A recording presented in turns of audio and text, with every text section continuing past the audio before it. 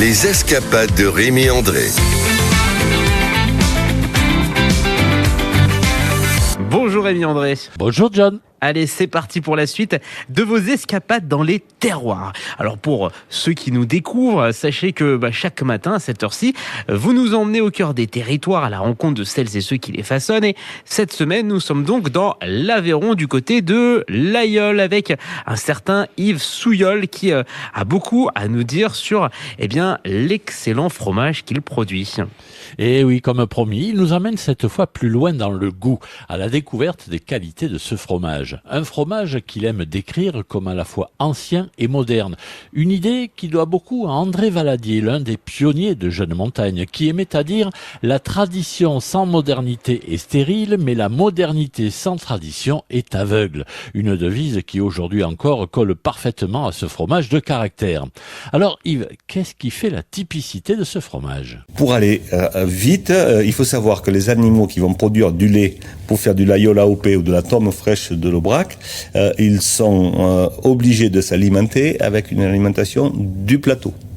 Ils sont obligés de s'alimenter avec de l'herbe ou du foin, pas d'ensilage, pas d'enrubanage. Les races qui ont été choisies sont deux races, l'Aubrac qu'on est en train de relancer pour son rameau laitier, et la Cimental qui a été choisie pour la régularité de son lait. Parce que quand vous voulez travailler un lait cru et entier, il faut avoir un lait le plus régulier possible. C'est la force de la Cimental.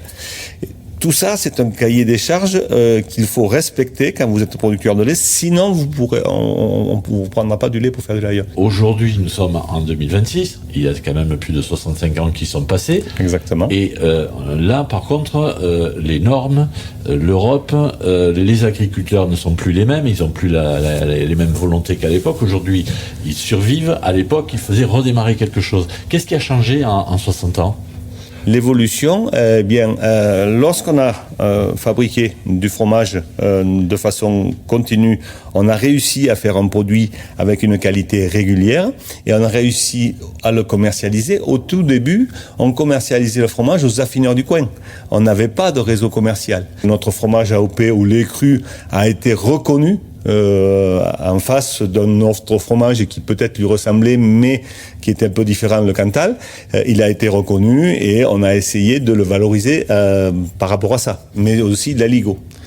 Là aussi, les deux produits se portent l'un l'autre, c'est-à-dire que l'aligot de Jeunes Montagnes, il est produit par du lait laïol et ça lui donne une garantie de bons produits.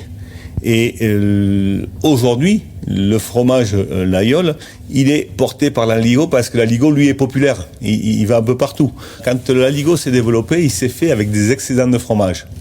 Nous avons la volonté, et puis elle est ferme et définitive, nous avons la volonté de continuer à faire de l'aligot avec le lait qui respecte le cahier des charges de l'AOP laïol.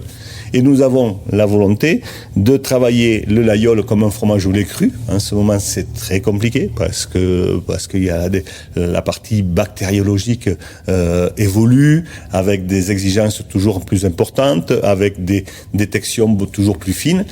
Pour autant, notre volonté, c'est de garder ce fromage au lait cru de façon à ce que toutes les saveurs qui en ressortent lorsqu'on le déguste, de façon à ce que sa texture fondante qu'on apprécie quand on boit l'apéro avec un bon verre de blanc, reste dans la mémoire de notre consommateur. C'est ça notre objectif. Et Rémi, entre tradition et modernité, ce plateau nous réserve décidément bien des surprises.